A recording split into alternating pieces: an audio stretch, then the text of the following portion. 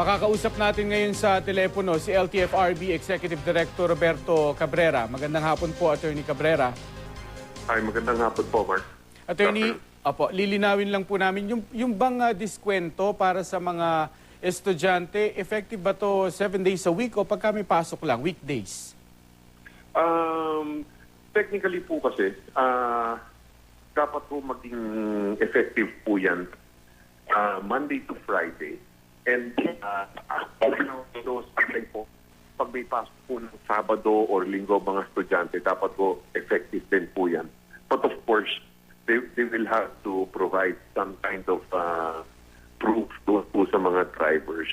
Ibig sabihin, na minsan nahihirapan po silang i-implement yan ng Sabado-Linggo. Pero definitely, Monday to Friday, covered na po yan. hindi ba pwedeng automatic na lang pagka merong student ID, effective na lang yung diskwento na yan? Kasi alam nga may pakita pa nila yung registration form, na may nakalagay na may Sabado siyang klase, ganyan. Opo. Lagi naman pong ganon, pinapakita na nila yung ID nila. The problem is, doon ho kami inuulan talaga ng mga reklamo na ang sinasabi ng mga drivers hindi kasama ang Sabado-Linggo. Pero sa amin po talaga, pag estudyante, covered na po niyan talaga po yan. Ano ho ba ang dapat gawin ng commuter? Yung pinakamabilis na paraan ng pagrereklamo sa LTFRB? Kung halimbawa mayroong mga pasaway na driver na ayaw kilalanin yung karapatan nilang yan. Yes. Sir, yung hotline po natin is 459-2129. That is 24/7 po yan.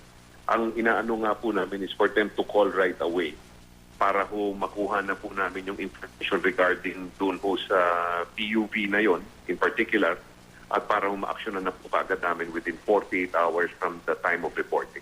Okay. Lilisa ko ng konti, sir, yung piston daw hindi kontento sa fare hike at tuloy daw yung kanilang kilos protesta bukas. Reaction nyo ho? Alam niyo po, ito pong decision po ng LTFRB. We had pinalanse lang po namin yung sa commuters po and at the same time inintindi po namin ang mga kapakanan po ng mga drivers po natin. And we will still insist and we believe that this is the fairest we can go. At sana nga po wag na po ituloy ng piston yan because lahat naman to na-consider.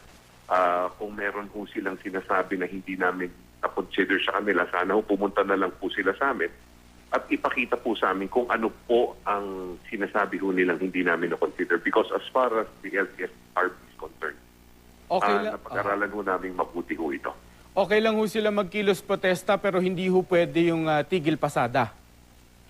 Alam naman po ni Mr. Mateo yan na if ever they hold a tigil pasada, may consequences po kami ang LTFRB and alam naman po nila na ipatutupad po namin right away as soon as magkaroon po ng konting na tigil pasada na po yung protesta po nila.